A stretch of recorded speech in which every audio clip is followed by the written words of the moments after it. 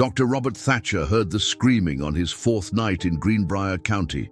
It came from the direction of the Mercer family cemetery, a half-mile up the mountain from where he had rented a small cabin. The sound cut through the October darkness like a knife through silk. Not the scream of an animal caught in a trap, not the cry of a mountain lion or the wail of wind through the hollows. This was human, desperate, muffled, as if coming from deep beneath the earth. He stood on his porch in his nightshirt, lantern in hand, listening. The scream came again, then again. Then silence so complete it seemed to swallow all sound from the mountain. Robert felt his medical training warring with his instinct to run.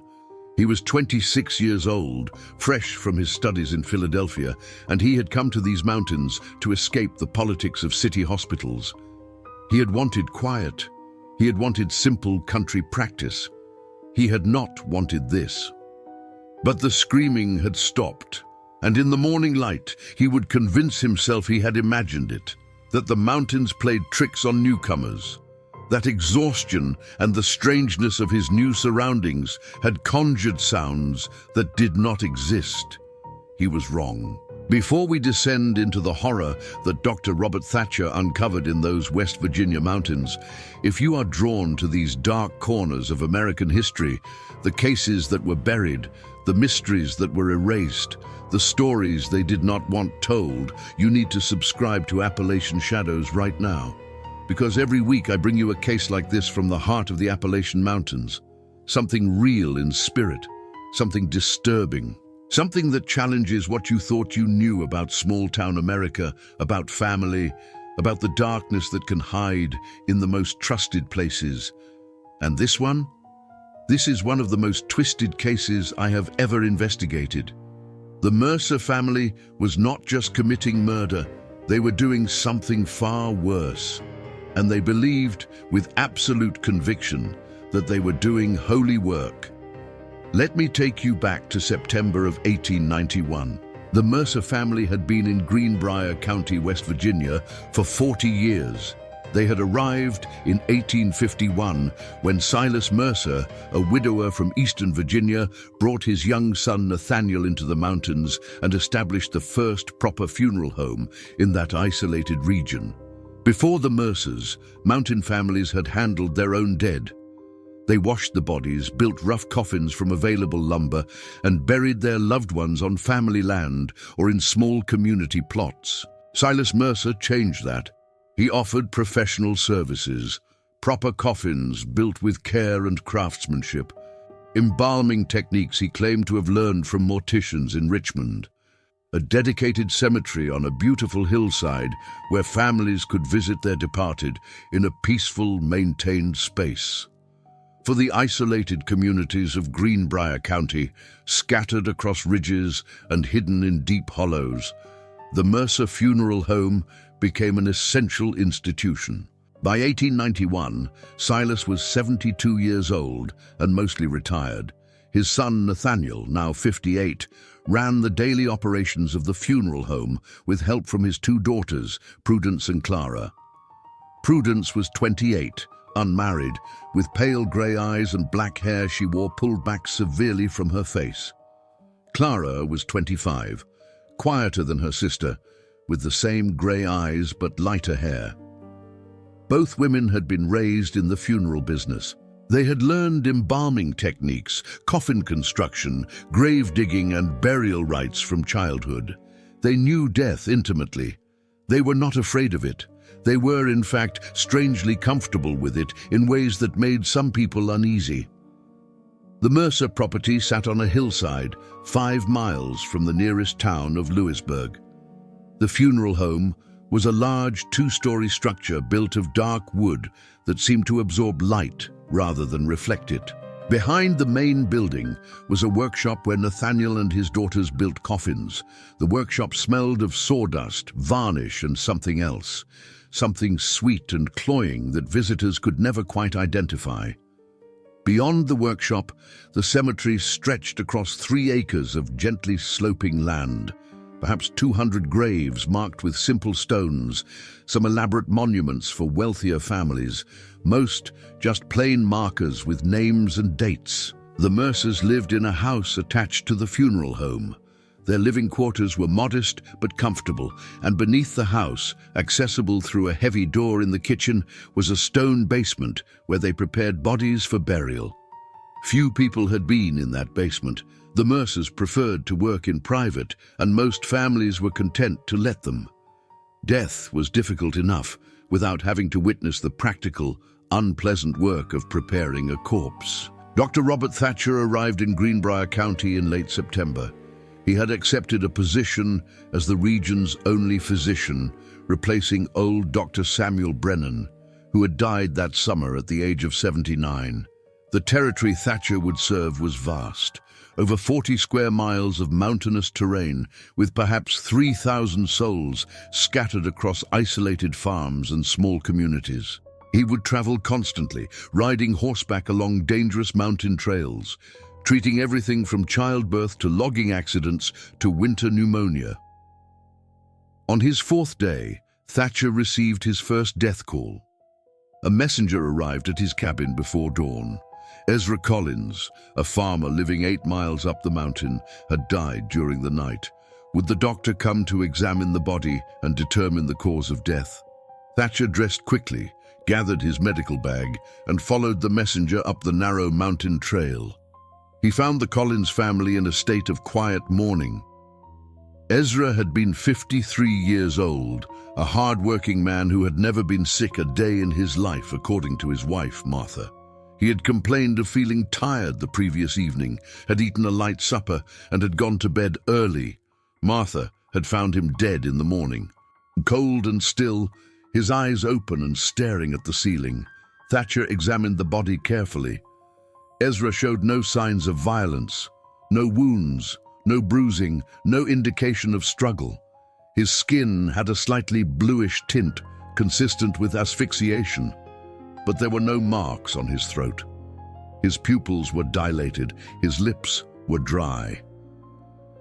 Thatcher noted all of this in his journal, feeling vaguely troubled, but unable to articulate why.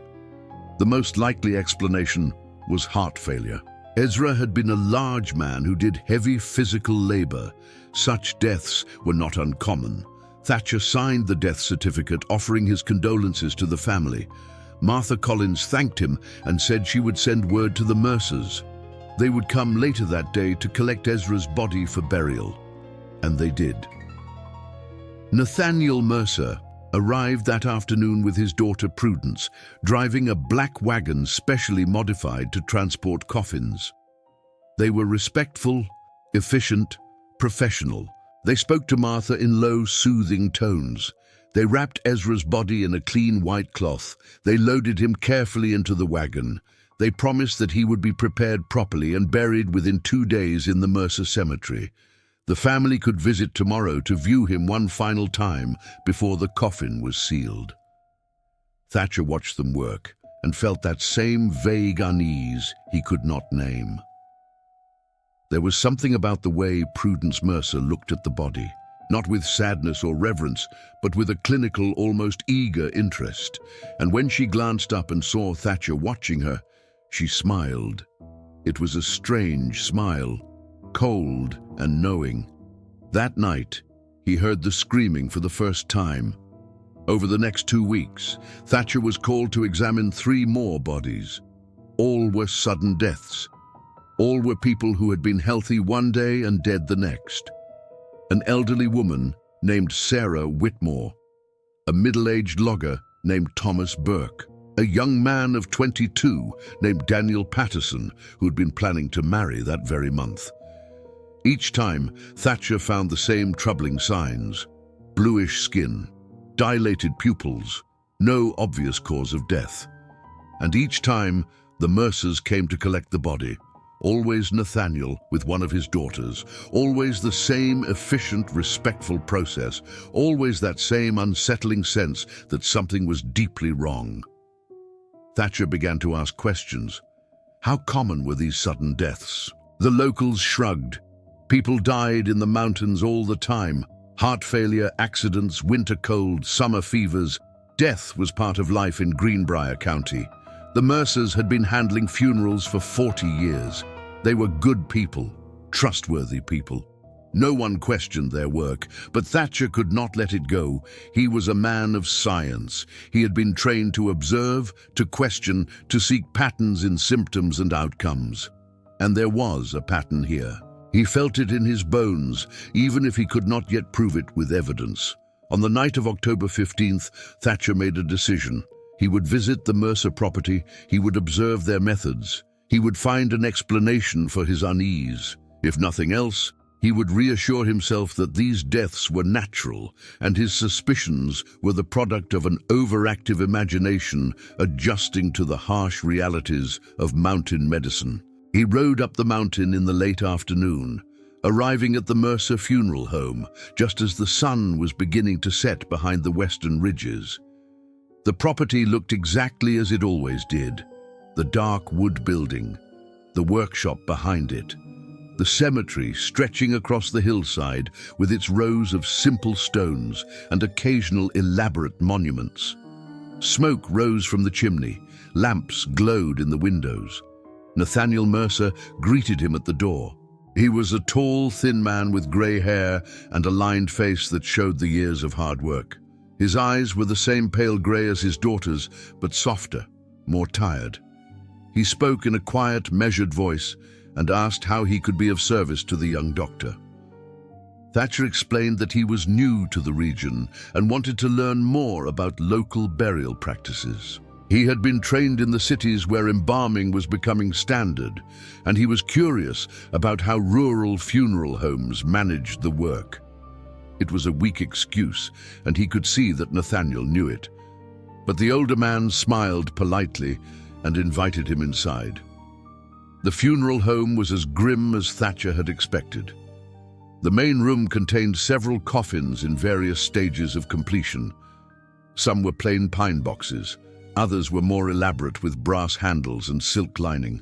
The air smelled of varnish and formaldehyde and that same sweet, unidentifiable odor Thatcher had noticed before.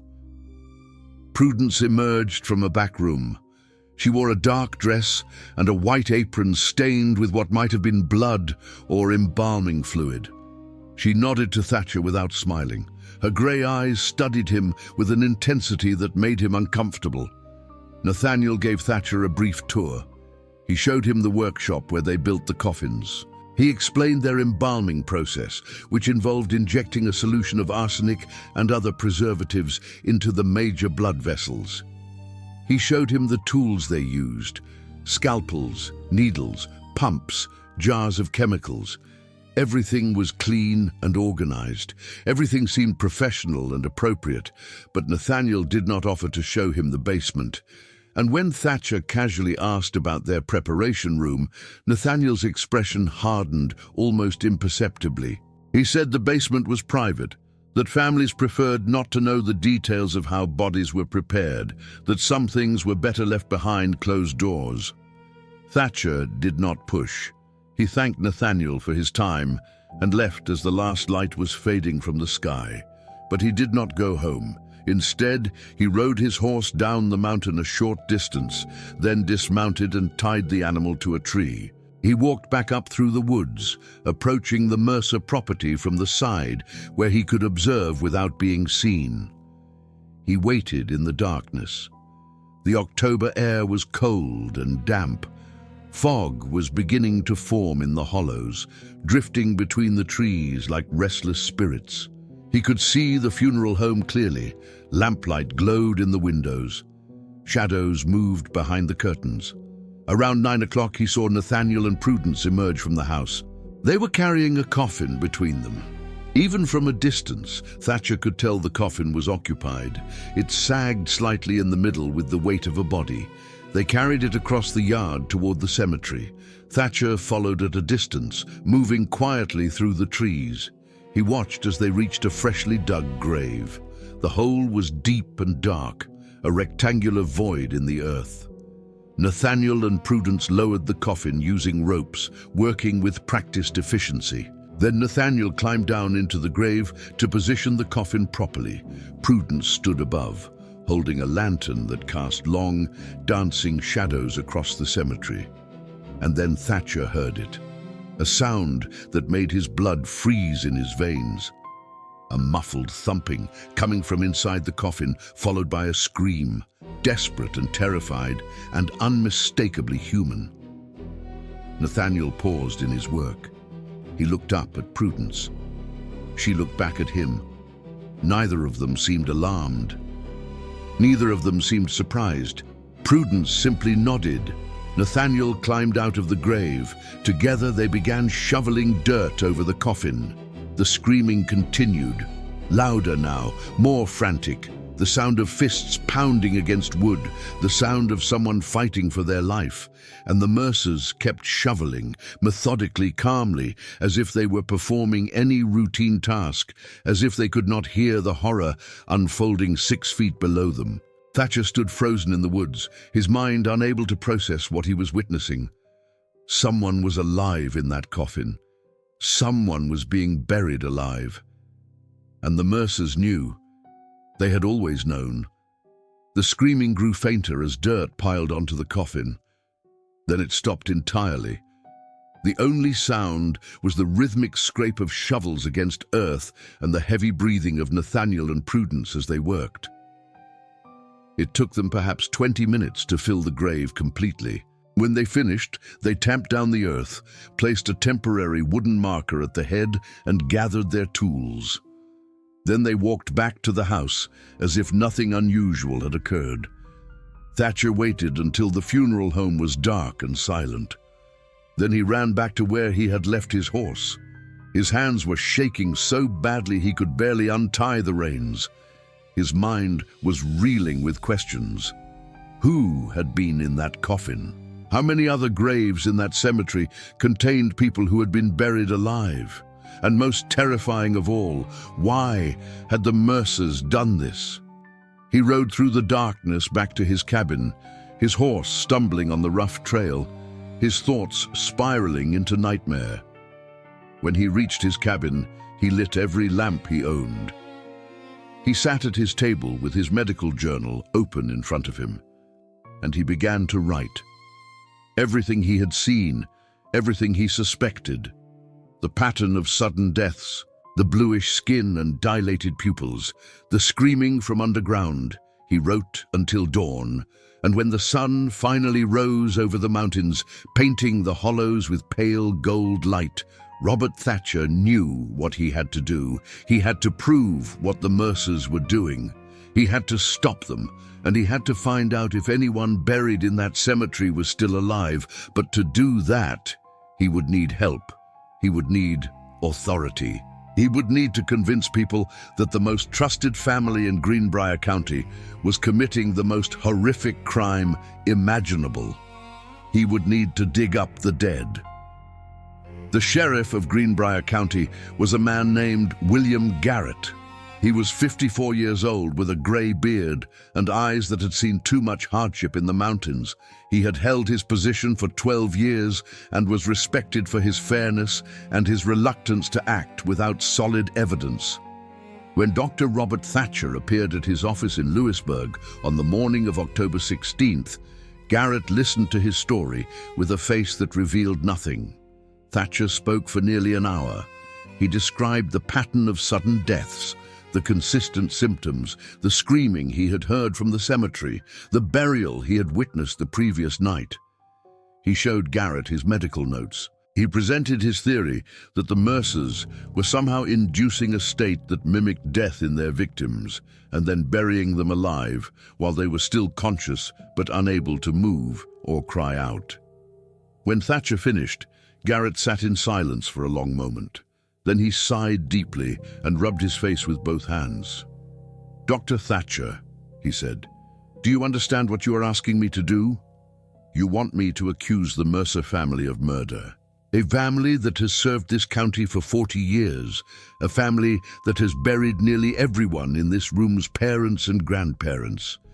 You want me to dig up graves in their cemetery based on something you think you heard in the darkness." Thatcher leaned forward across the desk. "I know what I saw, Sheriff. I know what I heard. Someone was alive in that coffin, and I believe there may be others. People who were buried in a state that mimics death, but who were actually still alive when the earth was shoveled over them." Garrett stood and walked to the window. He stared out at the street where people were going about their morning business. After a long silence, he spoke again. His voice was quieter now, almost reluctant. "There have been rumors over the years. Nothing concrete. Nothing anyone was willing to speak about openly. But some families have mentioned that their loved ones looked strange when they viewed them in the Mercer funeral home, too pale, too still, as if they were not quite dead, but not quite alive either. Some mentioned that the bodies seemed warmer than they should be, that there was a slight movement of the chest, as if breathing was still occurring at some imperceptible level." Garrett turned back to face Thatcher. "But these were grieving families, Doctor. People see what they want to see. People imagine things, and the Mercers always had explanations. They said it was the embalming process. They said it was the preservation techniques, and people believed them because the alternative was too horrible to consider." Thatcher felt a cold certainty settling in his chest. "You knew," he said quietly. "You suspected something was wrong." Garrett shook his head. "I suspected nothing. I heard whispers. But whispers are not evidence. And accusing a respected family of something as monstrous as what you are suggesting requires more than suspicion. It requires proof that no court could dispute." "Then we need to get that proof," Thatcher said. "We need to exhume one of the recent burials. If I am right, we will find evidence of life in the coffin, scratches on the inside of the lid, marks from fingernails, splinters under the fingernails of the deceased, signs of struggle and suffocation." Garrett considered this. Finally, he nodded. "I will request an exhumation order from Judge Harrison, but we will need family permission as well. We cannot simply dig up graves without consent unless there is clear suspicion of criminal activity.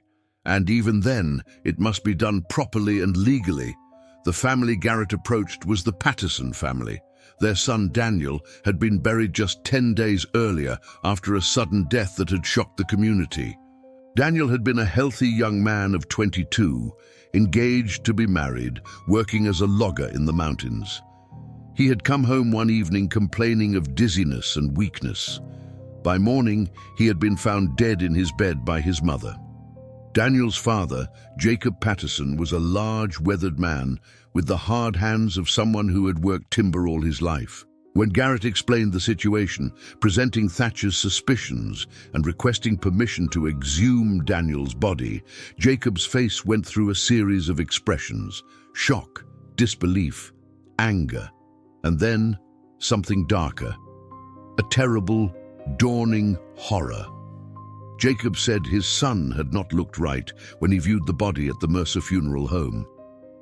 Daniel's skin had been cold, but there had been a warmth around his chest that Jacob had attributed to the embalming process. Daniel's lips had been slightly parted, as if he were about to speak, and most disturbing, Jacob had thought he saw a slight flutter of Daniel's eyelids when he leaned close to say goodbye.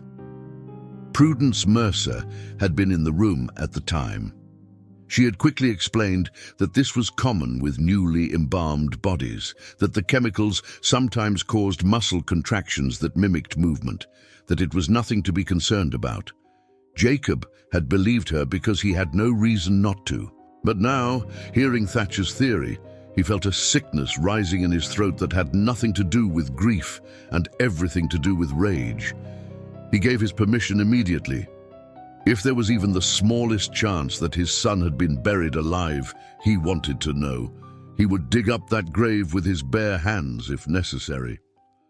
Judge Marcus Harrison issued the exhumation order that same day. He was a stern man in his 60s who had presided over Greenbrier County's legal matters for 20 years. He made it clear that this was highly irregular and that if Thatcher's accusations proved false, There would be serious consequences, but he also said that the law demanded investigation when credible suspicion of foul play existed. The exhumation was scheduled for the following morning at dawn. Garrett assembled a team of 6 deputies and hired 4 workers from Lewisburg to do the actual digging. Jacob Patterson insisted on being present, despite Garrett's warnings that what they might find could be disturbing beyond imagination. Thatcher barely slept that night. He lay in his bed staring at the ceiling and listening to the sounds of the mountain. Every creak of wood sounded like a coffin lid being pried open. Every gust of wind sounded like a muffled scream from underground. He had staked his entire professional reputation on this exhumation. If he was wrong, he would be run out of Greenbrier County in disgrace. But if he was right, the horror they were about to uncover would haunt him for the rest of his life. Dawn came cold and grey. Fog hung in the hollows like burial shrouds. Thatcher rode up to the Mercer cemetery with Sheriff Garrett and his deputies. Jacob Patterson was already there, standing at his son's grave with his hat in his hands and tears running down his weathered face. The Mercers were there as well. Nathaniel, Prudence and Clara stood together near the funeral home, watching. Nathaniel had been informed of the exhumation order and had been given no choice but to allow it. His face was calm, almost serene. Prudence looked angry, her pale grey eyes fixed on Thatcher with an intensity that made him deeply uncomfortable. Clara simply looked sad, as if she knew something terrible was about to be revealed, but felt powerless to prevent it. The workers began digging. The earth was still soft from the recent burial, and they made quick progress. Within an hour, their shovels were striking wood. They cleared the dirt from the top of the coffin, exposing the simple pine lid. Then they inserted crowbars under the edges and, with effort, pried the coffin open. The smell that emerged was not the sweet, chemical smell of embalming.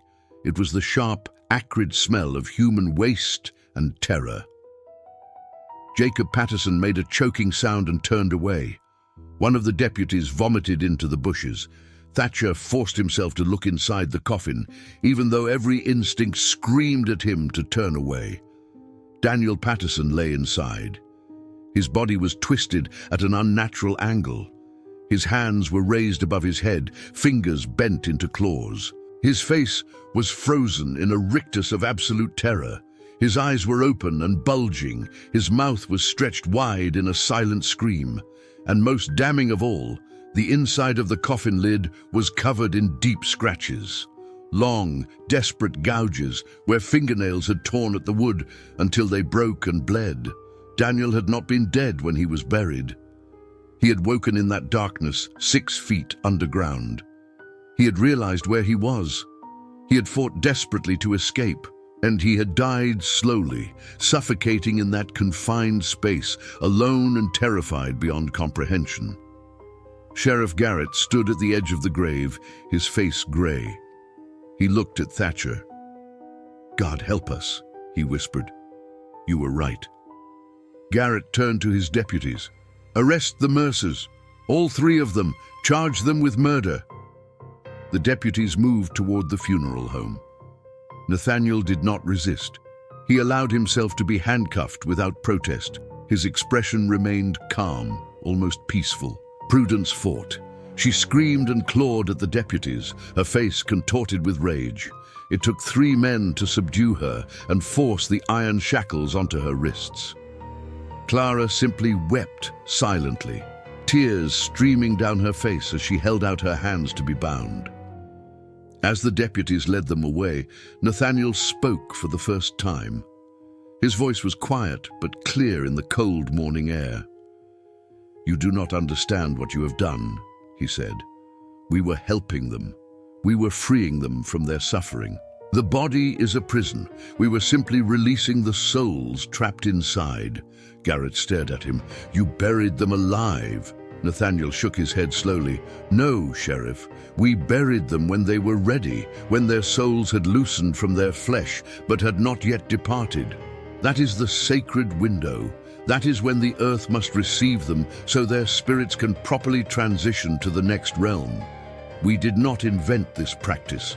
It was taught to us by my father, who learned it from the old ways brought from across the sea. We were honoring an ancient tradition. Thatcher felt ice in his veins. "How many?" he asked. "How many people have you buried this way?"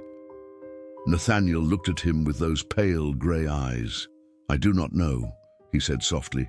"My father kept records. We have continued his work. Perhaps you should look in the basement. The ledger is there. Everything is documented. We were meticulous. We were doing God's work." The deputies took the Mercers to the jail in Louisburg. Garrett immediately obtained a warrant to search the Mercer property. He assembled a larger team of men and returned to the funeral home that afternoon. Thatcher went with them, his medical bag in hand, though he knew there was nothing in it that could help with what they were about to discover. The basement was accessed through a heavy door in the kitchen. Stone steps led down into darkness. The deputies lit lanterns and descended cautiously. The smell that rose from below was overwhelming. Chemicals and decay and something else. Something sweet and rotten that seemed to coat the back of the throat. The basement was larger than expected. It consisted of 3 connected chambers carved into the mountain bedrock.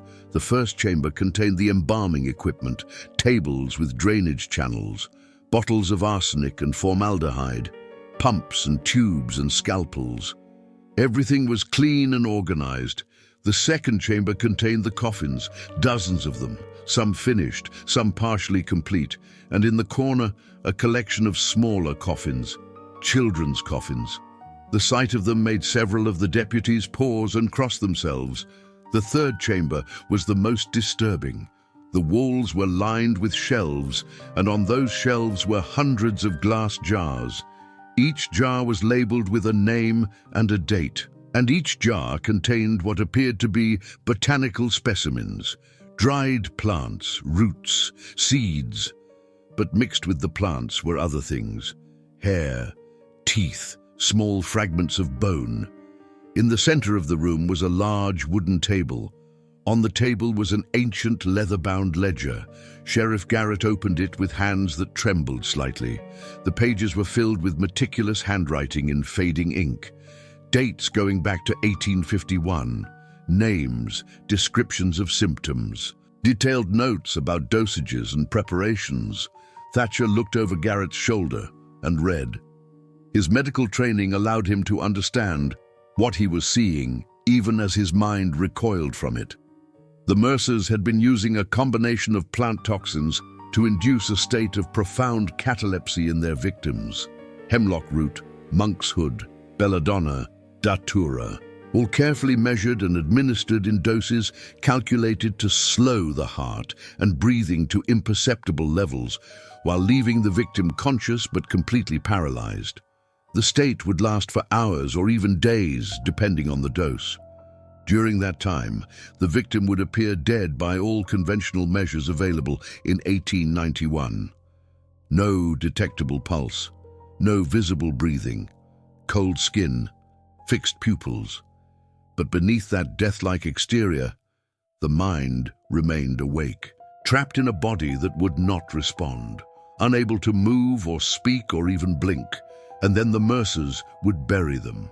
They would place these paralyzed, aware victims into coffins and lower them into the earth. And as the effects of the toxins began to wear off, as feeling and movement slowly returned, the victims would wake to find themselves in absolute darkness, 6 feet underground, with only hours of air remaining. The ledger documented everything. Over 200 names spanning 40 years, men, women, and children, some as young as 5 years old. All of them had been poisoned, buried alive, and left to suffocate in their graves. But the ledger revealed something even more disturbing. The Mercers had not viewed this as murder. They had viewed it as a sacred calling. Silas Mercer, the family patriarch, had brought this practice from a sect in Virginia that believed the moment of death was a spiritual transition that must be carefully controlled. They believed that allowing someone to die naturally meant their soul might become confused or trapped between worlds. But if the death could be managed, if the body could be forced into a state of suspension and then buried at precisely the right moment, the soul would transition cleanly to the afterlife. It was madness. It was evil dressed in the language of faith. And 3 generations of Mercers had practiced it with absolute conviction that they were performing holy work. Sheriff Garrett closed the ledger. His face was pale. He looked at Thatcher. "We need to exhume every grave in that cemetery," he said. "Every single one. Some of these dates are recent, within the past month. If anyone is still alive down there, we need to find them now." But even as he said it, both men knew the truth. No one could survive more than a few hours buried in a sealed coffin. If there were any victims still in the ground, they had been dead for days or weeks. The screaming Thatcher had heard had been the final moments of someone's life, a desperate, futile fight against suffocation and terror. The exhumations began the next day and continued for 2 weeks. Every grave in the Mercer cemetery was opened. Every coffin was examined. The horror of what they found defied description. Nearly every coffin showed signs of struggle. Scratches on the lids, bodies twisted in agony, faces frozen in expressions of absolute terror. Some victims had torn their fingernails off entirely, clawing at the wood until their fingers were bloody stumps. Some had bitten through their own lips and tongues in their final desperate attempts to scream for help that would never come. The community of Greenbrier County was paralyzed by shock and grief. Families who had trusted the Mercers to bury their loved ones now learned that those loved ones had been murdered in the most horrific way imaginable. The pain was compounded by the knowledge that they themselves had helped seal those coffins. They had shoveled dirt over people who were still alive. They had stood at gravesides and prayed while beneath their feet. Their family members were waking in darkness and beginning to fight for their lives. The trial of the Mercer family began in November of 1891. It lasted only 3 days. The evidence was overwhelming. The ledger, the exhumed bodies, the testimony of Dr. Thatcher about what he had witnessed. The trial drew people from across West Virginia and even from neighboring states. The courtroom was packed beyond capacity. People stood in the hallways. They gathered in the street outside. Nathaniel Mercer showed no remorse. He testified calmly about his beliefs. He explained the sacred tradition his father had taught him. He insisted that they had been helping people, not harming them. He spoke of the dozens of families who had thanked them for their services over the years, never knowing what was really happening beneath the surface. Prudence was defiant. She shouted at the judge and jury. She called them ignorant. She said they would all face judgment in the next world for interfering with sacred work. She had to be forcibly removed from the courtroom multiple times. Only Clara showed any hint of doubt. When questioned, she wept and said she had not wanted to participate, but had been raised to believe this was right. She said she had heard the screaming from the graves many times over the years. She said she had asked her father if they were doing something wrong, and he had told her that the screaming was simply the sound of souls being freed from their earthly prisons, that it was a good sound, a holy sound, and she had believed him because he was her father, and she had known nothing else. The jury deliberated for less than 2 hours. They found all 3 Mercers guilty of multiple counts of murder. The judge sentenced them to death by hanging, but before the sentence could be carried out, something happened that would add a final terrible footnote to the case. On the night before their scheduled execution, Silas Mercer, the family patriarch, came to the jail. He was 72 years old and frail, but he carried himself with dignity. He asked to speak to his son and granddaughters one final time. Sheriff Garrett allowed it. He stood outside the cell and listened as Silas spoke to his family in a low, calm voice. What Garrett heard would stay with him for the rest of his life. Silas told them they had done well. He told them the work would continue even after they were gone. He said there were others who understood the sacred tradition. other families in other parts of the mountains who had been taught the old ways. He said their deaths would not be the end, but simply a transition, just as they had facilitated for so many others. And then he produced a small glass vial from his coat. Before Garrett could react, Silas drank the contents. Then he passed the vial through the bars to Nathaniel, who drank, then to Prudence, then to Clara. All of them drank without hesitation.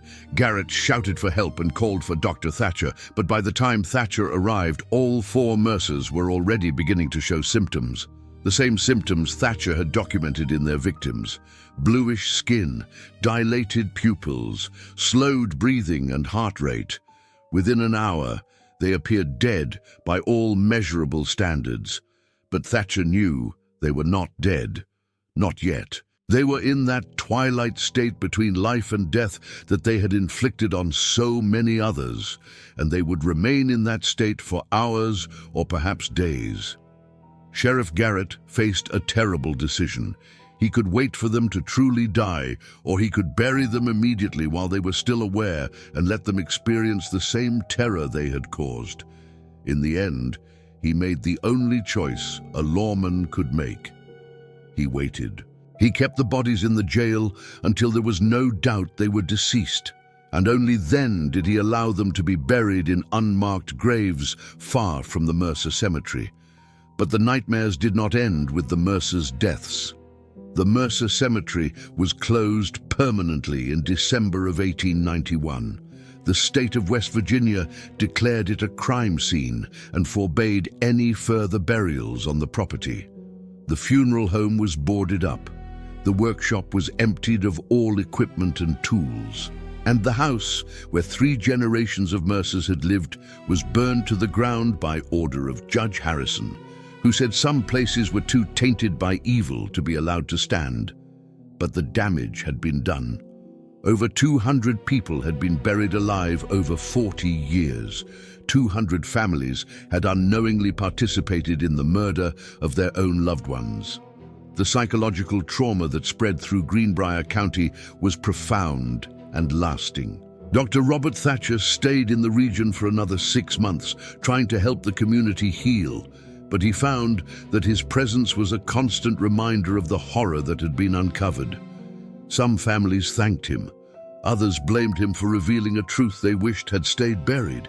In the spring of 1892, he quietly left Greenbrier County and returned to Philadelphia. He would spend the rest of his career working in city hospitals, never again practicing medicine in rural areas. The mountains had broken something in him that could not be repaired. Sheriff William Garrett remained in office until 1898. He oversaw the relocation of the Mercer victims to a new cemetery established specifically for them on land donated by the county. Each victim received a proper headstone with their name, birth date, and death date. But the inscriptions did not tell the full story. They could not capture the terror of waking in darkness 6 feet underground. They could not express the desperate fight for air that would never come. They were simply stone markers over graves that held memories too terrible to speak aloud. Garrett also pursued Silas Mercer's final claim that there were others who practiced the same tradition. He contacted sheriffs in neighboring counties and even in other states, asking them to investigate any funeral homes or cemeteries where similar patterns of sudden deaths and disturbing burial practices might exist. The responses he received were deeply troubling. In eastern Kentucky, a sheriff reported that a family named the Caldwells had operated a funeral home for 30 years. They had recently relocated suddenly after rumors began circulating about strange sounds coming from their cemetery at night. An investigation found that several recent graves contained bodies showing signs of struggle. But the Caldwells had disappeared completely. No one knew where they had gone. In the mountains of eastern Tennessee, another report described a similar situation. A funeral home, run by a widow named Abigail Thorne, had been burned down by angry residents after a young girl who had been declared dead and buried woke up screaming during her own wake. The girl had been in a catatonic state when she was prepared for burial. Abigail Thorne had assured the family this was normal, but the girl had woken just hours before the scheduled burial. Abigail had fled into the mountains and was never found. When authorities searched her property, they found dried plants and roots matching those in the Mercer ledger. The pattern was unmistakable. The Mercers had not been operating in isolation. There was indeed a network of people who had learned these practices from the old traditions Silas had mentioned. How widespread this network was, no one could determine. But it was clear that the Mercer case was not an isolated incident. It was part of something larger and more disturbing. Garrett compiled all of this information into a detailed report that he submitted to the governor of West Virginia in 1893. He recommended that all funeral homes in rural areas be subject to regular inspections, that deaths occurring under mysterious circumstances be investigated by qualified physicians, that exhumation orders be easier to obtain when families had suspicions about burial practices, and that the state establish clear regulations about how bodies must be prepared and what evidence of death must be documented before burial could occur. Some of these recommendations were implemented. Others were quietly ignored because they were too expensive or too difficult to enforce in remote mountain regions where government authority was limited. The practical result was that while the most egregious practices were curtailed, the potential for abuse remained. The families of the Mercer victims struggled to find peace. Some held second funerals for their loved ones, trying to provide the dignity and respect that had been stolen from them.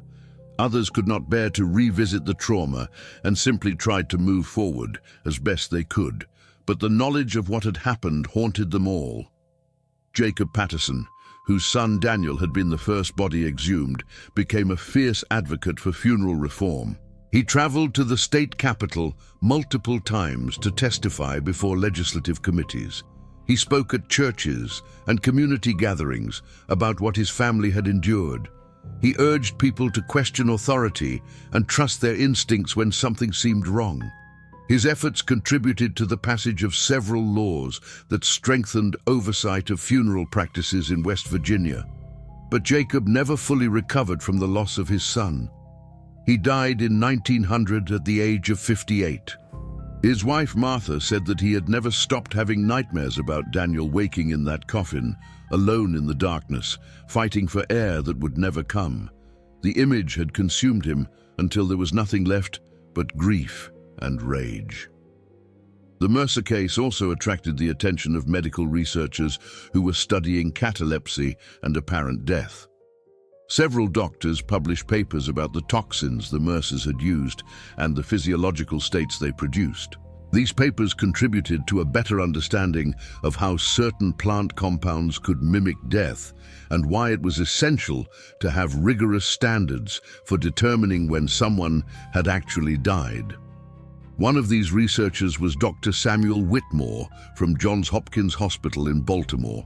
He traveled to West Virginia in 1892 to study the Mercer ledger and examine some of the exhumed bodies that had been preserved for evidence. His findings were published in the Journal of the American Medical Association and became a landmark reference for forensic medicine. Whitmore documented the precise combinations of toxins the Mercers had used. He noted that they had demonstrated a sophisticated understanding of pharmacology even though they had no formal medical training. They had learned through trial and error over decades, adjusting their formulas based on the size, age, and health of their victims. They had even developed different preparations for children versus adults, for the sick versus the healthy. What disturbed Whitmore most was not the technical skill the Mercers had shown, but the complete absence of moral consideration. They had approached the killing of human beings with the same methodical precision a craftsman might apply to building furniture. They had documented everything with clinical detachment, and they had done it all while believing they were performing a sacred service. Whitmore concluded his paper with a warning. He wrote that the capacity for evil was not limited to those who acted from hatred or greed.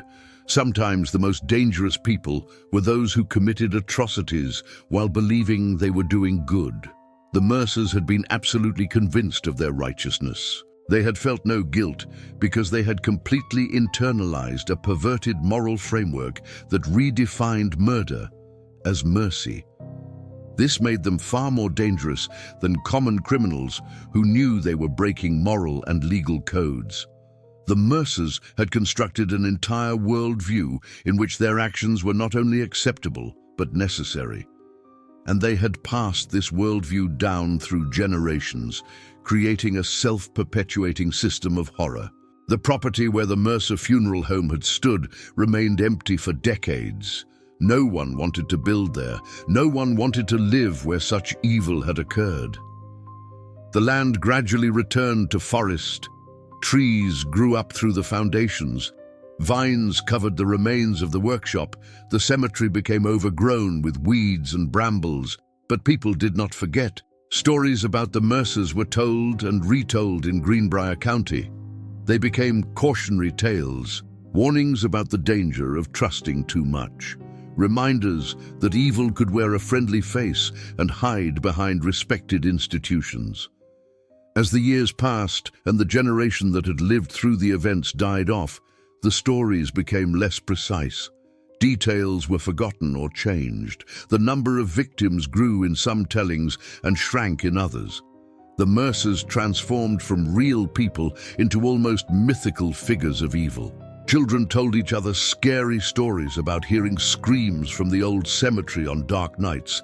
Teenagers dared each other to visit the property after sunset.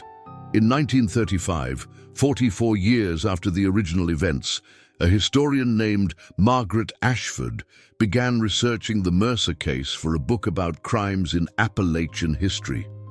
She traveled to Greenbrier County and interviewed the few remaining people who had lived through the events. She visited the sealed court records and obtained permission to read the transcripts of the trial. She examined the physical evidence that had been preserved in a secure location. What Ashford discovered went beyond even what had been reported at the time.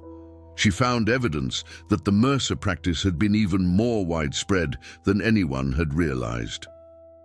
In the basement of the funeral home, workers had found a false wall. Behind that wall was a small chamber containing additional ledgers that had not been presented at trial.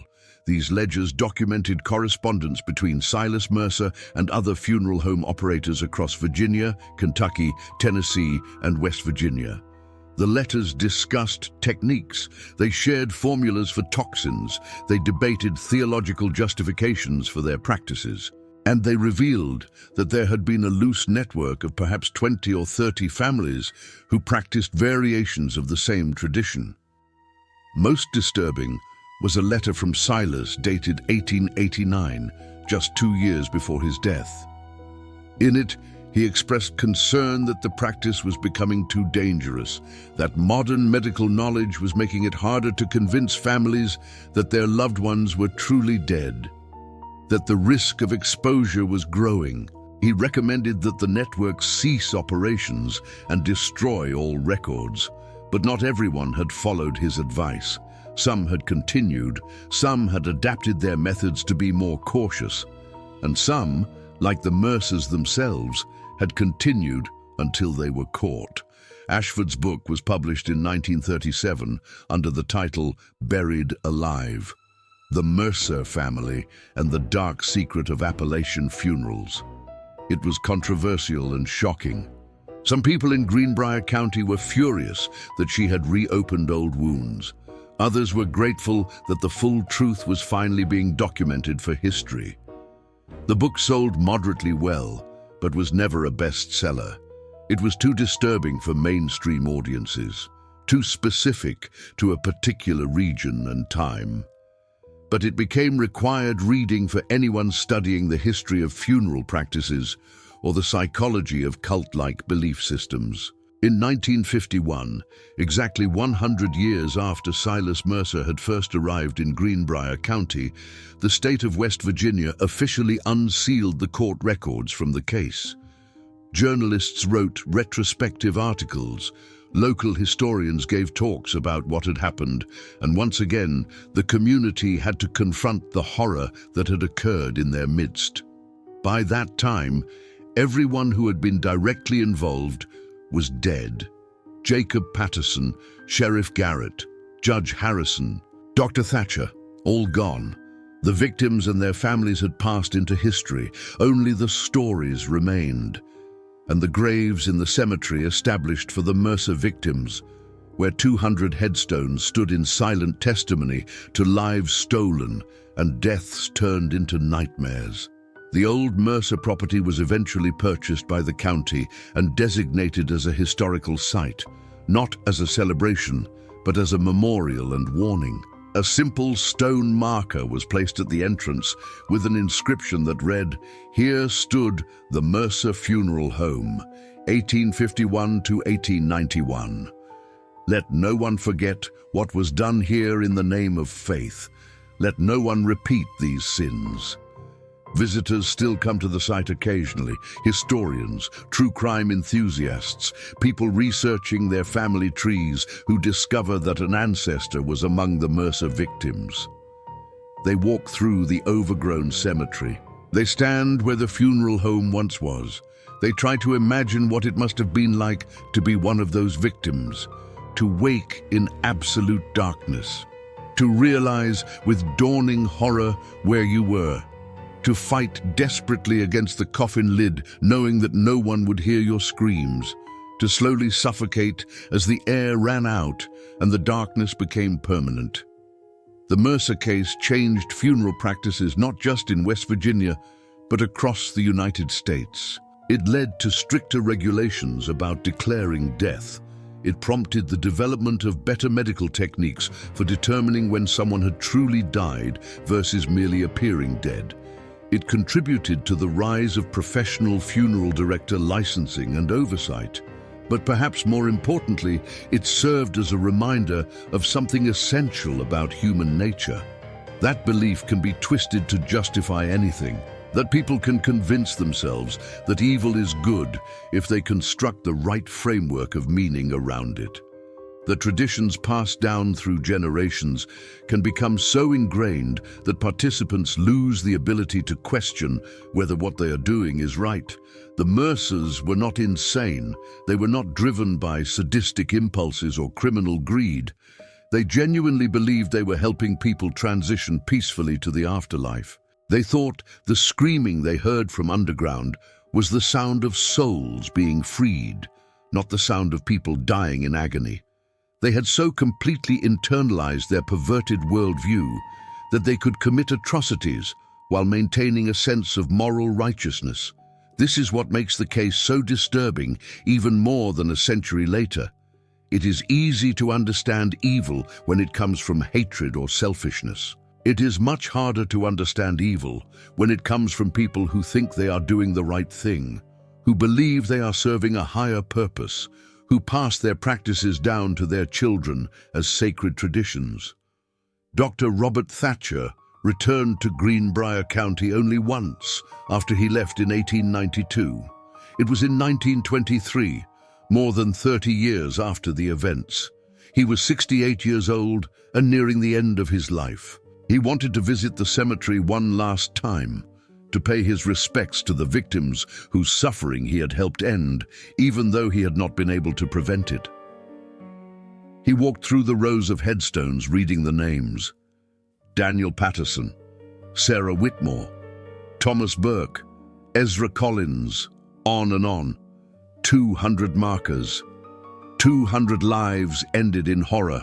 He stood there for a long time in the late afternoon light, listening to the wind moving through the trees, remembering the screaming he had heard on that October night 32 years earlier. Before he left, he placed a simple wreath at the cemetery entrance. Attached to it was a card with a handwritten message for those who suffered in darkness. May you rest in light. and may we never forget what was done to you. Thatcher died 6 months later in Philadelphia. In his will, he left a sum of money to maintain the Mercer victims' cemetery in perpetuity. That money still exists today, administered by the Greenbrier County Historical Society. Every year on October 15th, the anniversary of the first exhumation, someone from the society visits the cemetery to clean the headstones and place fresh flowers. The Mercer family nightmare lives on as a warning, a reminder that we must always question authority, even when it comes from trusted institutions. That we must pay attention to our instincts when something seems wrong, even if we cannot immediately explain why. And that evil can wear many faces, including the face of someone offering comfort in times of grief. The mountains of West Virginia still hold many secrets. The hollows and ridges still hide stories that have never been told. But none are quite as disturbing as the tale of the Gravediggers who heard screaming underground and believed it was the sound of souls being freed. A family who committed atrocities for 40 years while convinced they were doing God's work. A nightmare that ended only because one young doctor listened to the screaming and refused to ignore what he heard. If you made it this far, you are exactly the kind of person Appalachian Shadows exists for, someone who does not turn away from darkness. Next week, the story of the Kentucky mining town where 18 people vanished in a single night in 1877, and the only clue was identical symbols carved into every cabin door. Subscribe now, because these mountains keep their secrets until someone dares to listen.